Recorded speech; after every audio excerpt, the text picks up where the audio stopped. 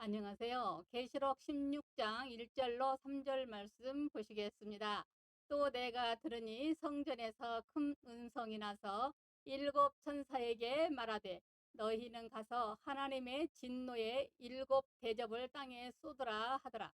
둘째 천사가 가서 그 대접을 땅에 쏟음에 짐승의 표를 받은 사람들과 그 우상에 경배하는 자들에게 악하고 독한 종기가 나더라.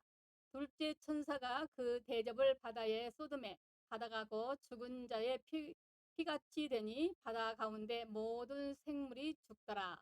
아멘. 이 시간은 하나님의 사랑이 나에게 속히 임하게 하려면이라는 제목으로 은혜를 나누고자 합니다. 계시록의 성격이 반드시 속히 될 일이기 때문에 모두 우리와 관련된 일입니다.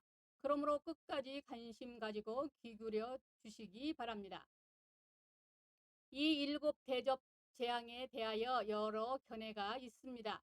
즉 환란날에 후 3년 반 일어나는 극한 환란이라, 혹은 대환란 전 신자는 올라가고 유대인이 불신자들이 당하는 재앙이라, 혹은 알곡 성도를 다 거두어 가신 후에 찌꺼기와 같은 사람들이 받는 재앙이라, 혹은 대환란 시대가 끝날 무렵에 일어날 대재앙으로 보는 등의 견해가 있습니다. 그러나 이런 견해는 세대주의의 틀에서 크게 벗어나지 못한 주장으로 본 재앙에 전제되어 있는 복음의 힌트와는 아무런 관계도 없는 주장입니다. 예를 들면 본 대접 재앙은 출애굽 사건이 그 배경으로 되어 있어 단순한 재앙이 아닌 구속사적인 바탕에서 전제되고 있기 때문입니다. 그리고 재앙의 집행이 시종일관 거룩하게 하는 성전의 음성에 의존되고 성도와 선지자들의 피를 취한 자에 대한 심판, 즉 세속에 대한 심판이 암시되어 있고, 구속의 상징인 제단이 확증되고 여러 곳에서 회개에 대한 깊은 관심과 자기 옷을 지키고 벌거벗지 않는 자의 복, 즉 거룩의 복을 강조함이라든지 세속의 상징인 큰 바벨론이 무너짐이 그 좋은 예입니다. 마치 애굽의 열 재앙이 애굽에게 심판이요 이스라엘에게는 구원이 된 것처럼 우리 마음의 악이 속히 심판을 받는 구속사적인 관점에서 보시기 바랍니다. 대접재앙은 예수님께서 요한복음 18장 11절에 아버지께서 주신 잔을 내가 마시지 아니하겠느냐 하신 이 말씀이 그 힌트입니다. 그러니까 대접은 고난을 가리킨다는 이 진리가 대접재앙 해석의 키입니다. 그래서 앞에서 대접재앙 서론에서 예수 십자가 고난의 사랑이라는 내용으로 살펴보았습니다. 그런데 이 십자가 사랑에 대한 묵상이 현실적으로 진행되는 것을 보여주는 것이 일곱 대접재앙입니다. 왜냐하면 가만두면 스스로 주님의 고난의 사랑을 묵상하지 않기 때문입니다. 그래서 하나님께서는 우리를 시련의 연단 가운데서 주님의 고난의 사랑을 묵상하게 하십니다. 그러므로 일곱 대접재앙은 성도를 속히 될 온전케 하시는 징계의 사랑을 말합니다. 그래서 히브리 12장 8절로 10절에 징계는 다 받은 것이거늘 너희에게 없으면 사생자요 친아들이 아니니라. 또 우리 육신의 아버지가 우리를 징계하여도 공경하였거든 하물며 모든 영의 아버지께서 더욱 복종하며 살려 하지 않겠느냐. 그들은 잠시 자기의 뜻대로 우리를 징계하였거니와 오직 하나님은 우리의 유익을 위하여 그 거룩하심에 참여하게 하시느니라 했습니다.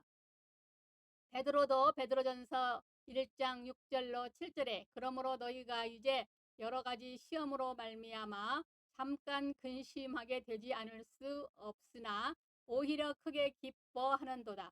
너희 믿음의 확실함은 불로 연단하여도 없어질 금보다 더 귀하여 예수 그리스도께서 나타나실 때에 칭찬과 영광과 존귀를 얻게 할 것이라 했습니다. 징계의 사랑이 이토록 귀합니다. 이처럼 대접재앙이란 고난의 연단을 받을 때 변화되어져 가는 우리의 마음을 표현한 것입니다. 계시록 21장 9절에 일곱 대접을 가지고 마지막 일곱 재앙을 담는 일곱 천사 중 하나가 나와서 내게 말하여 이르되 이리 오라. 내가 신부 곧 어린 양의 아내를 내게 보이리라 했는데, 여기서 대접재앙이란 우리를 하나님을 사랑함에 온전케 하시는 은혜임을 가르쳐 줍니다. 즉 고난을 당할 때 하나님 앞에 자기 잘못을 깨달음으로부터 시작하여 자기를 부인하고 하나님께 순복하며 인생의 목적이 바뀌고 자기를 잃고 주를 사랑하며 주를 위하여 못한 마음에 몸부림치며 심지어 죽음을 넘어 주와 따로 거하기를 사모하고 그 무엇도 주님의 사랑에 방해되지 않는 상태로 발전해 가기를 원하는 것이 대접 재앙의 흐름입니다. 그럼 우리의 징계의 사랑이 속히 임하게 하려면 하나님께 죄송한 마음에 견딜 수 없어야 합니다. 첫째 천사가 가서 그 대접을 땅에 쏟음에 짐승에 표받은 사람들과 그 우상에게 경배하는 자들에게 악하고 독한 종기가 나더라. 첫째 대접을 땅에 쏟자 짐승에 표받은 자와 우상 숭배자에게 악하고 독한 헌대가 나는 장면입니다. 여기 대접은 징계의 고난입니다. 땅은 아직 세속을 떠나지 못하고 있는 죄인의 마음의 상징입니다. 그런데 짐승의 표를 받은 사람들과 그 우상에게 경배하는 자들에게 악하고 독한 종기가 나더라. 여기 짐승의 표를 받았다는 것은 666에서 배웠듯 아직 세상적이고 육신적이고 정욕적인 죄인의 마음가짐을 가리킵니다. 그리고 그의 우상은 육신이 동경하는 세상을 말합니다. 그러므로 이 666은 불신자들 뿐 아니라 믿는다 하면서 아직까지 세상적으로 살아온 육신에 속한 우리들 속에도 있는 죄의 인격임을 부정할 수 없습니다. 그러니까 거룩한 세속이라는 두 요소가 아직 우리 안에 공존하고 있습니다.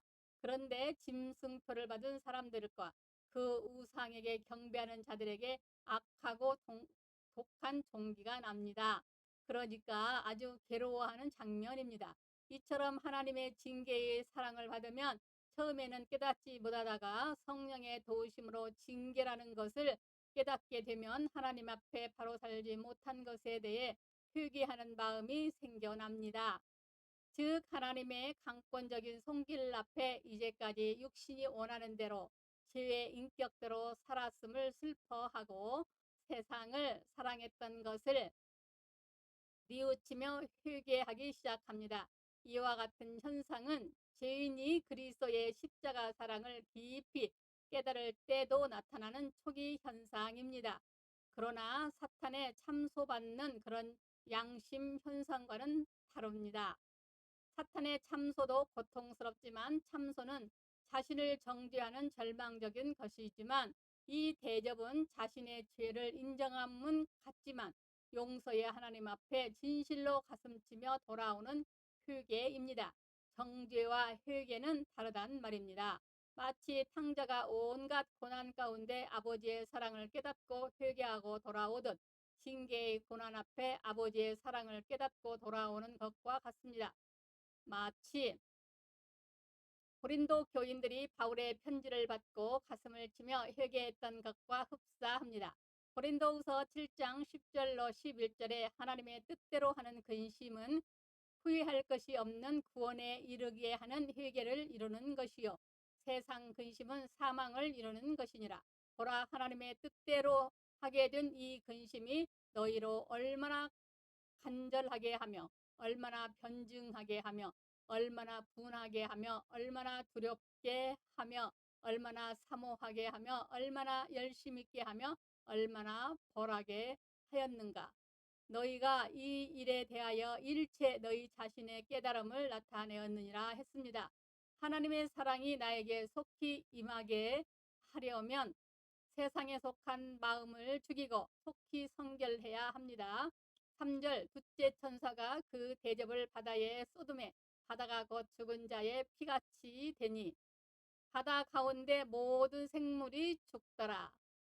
둘째 대접 재앙은 대접을 바다에 쏟을 때 바다가 피가 되고 바다 가운데 모든 생물이 죽는 징계입니다. 문자대로라면 바다에 핵폭탄이 터져서 모든 생물이 죽는 것을 추론해 볼 수 있습니다. 그렇다면 우리 인류도 남아나지 못할 것입니다. 이 말씀 역시 신령한 관점에서 해석해야 합니다. 본 재앙은 물이 피가 되었던 모세의 이적을 연상시킵니다. 피는 생명인데 바다가 피바다가 되었습니다. 그로 인해 그 안에 생물도 그 피로 인해 모두 죽었습니다. 그 안에 창세기 1장 21절에 큰 물고기, 원문의 탄닌, 즉 용과 뱀, 공룡이 있다면 그것도 죽을 것이고 다른 종류의 물고기도 죽을 것입니다. 바다는 세상입니다. 이처럼 피바다가 되었으니 세상도 죽고 그 안에 생물도 죽었으니 세상을 품고 살던 우리의 마음의 악도 죽음을 보여줍니다. 우리 마음에 탄닌과 같은 죄악의 괴물이 있다 해도 그 죄가 어떤 죄든 사라지게 됩니다. 이것이 고난을 통한 속히 될 회개의 역사입니다.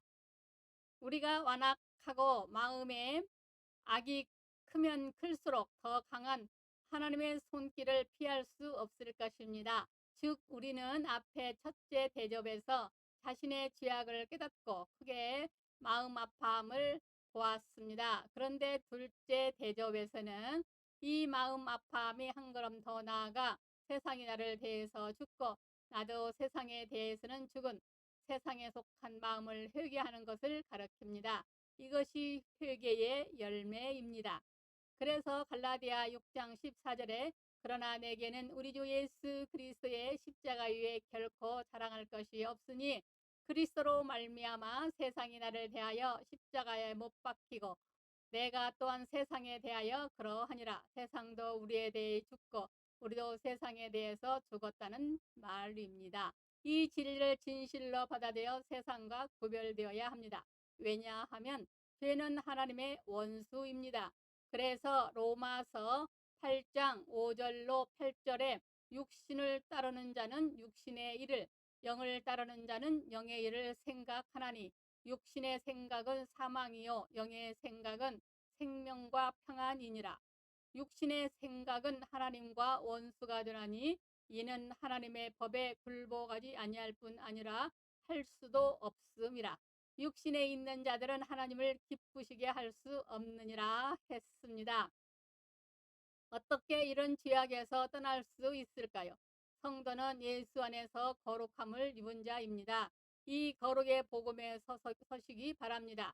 고린도후서 5장 17절에 누구든지 그리스도 안에 있으면 새로운 피조물이라. 이전 것은 지나갔으니 보라 새 것이 되었도다 했습니다. 이 복음에 서서 세상적인 죄의 생명에서 떠나시기 바랍니다. 복음을 믿고 예수 안에서 주신 내 자화상만 확실해도 죄는 도망하기 시작합니다. 그리고 우리 마음을 하나님께 굳게 붙잡아 두어야 합니다. 그러기 위해서 우리를 위해 독생자를 주신 아버지 하나님의 마음을 깊이 묵상하시기 바랍니다. 사랑하는 여러분, 우리 하나님은 강하셔서 그 누구도 하나님을 이길 수 없습니다. 하나님 앞에는 깨닫고 순종만이 현명한 일입니다. 많은 사람들이 하나님의 징계를 받고도 평안해지면 또다시 옛 생활로 돌아가고 마는데 하나님께서는 결코 지지 않으실 것입니다. 그 하나님의 손길은 그 완악한 자도 하나님의 사람으로 복종하게 하시고 말 것입니다. 이 시간 우리 모두 하나님의 징계의 대접 앞에서 진실로 깨닫고 세상에 속한 우리의 마음 다 걷어들여 회개하고 죄와 그 습관에서 온전히 돌아와 하나님의 놀라운 합평 속에서 사시는 복된 여러분들이 다 되시기 바랍니다. 감사합니다. 우리 주 예수 그리스도의 이름으로 사랑하고 축복합니다. 아멘.